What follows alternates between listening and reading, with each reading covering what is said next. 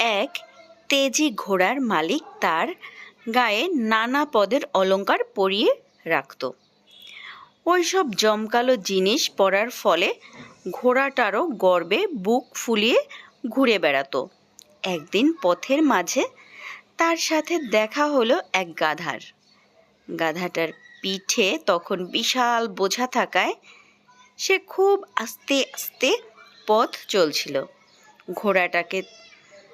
ঘোড়াটা তাকে দেখে বলে ওঠে, তোকে কষে একটা লাথি দেওয়ার জন্য আমার পাগুলো নিষ্পিস করছে।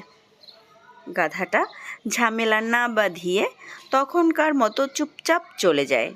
কিন্তু ঘোড়ার অমন অহংকারী কথার বিচার চেয়ে ঈশ্বরের কাছে একটা নীরব আবেদন জানায়। অল্প কিছুদিন পরেই ঘোড়াটা আহত হয়ে পড়লে তার মালিক তাকে খামারের কাজের জন্য পাঠিয়ে দেয়। তখন না থাকে তার অলংকার, না থাকে তার আগের খাতির। সেখানে একদিন তাকে গোবরের গাড়ি টানতে দেখে গাধাটা বলে ওঠে, কি হে হাম্বাগ, তোমার সেসব অলংকার কোথায় গেল? সেদিন যারা তোমাকে অত খাতির করতো আজ তারাই আবার এত অবজ্ঞা করছে কেন?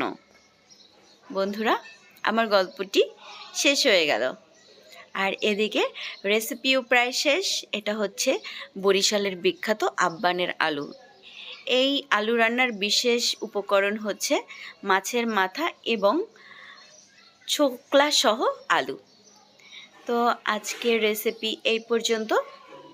সবাই ভালো থেকো, সুস্থ থেকো এবং আমার পাশেই থেকো। ধন্যবাদ সবাইকে।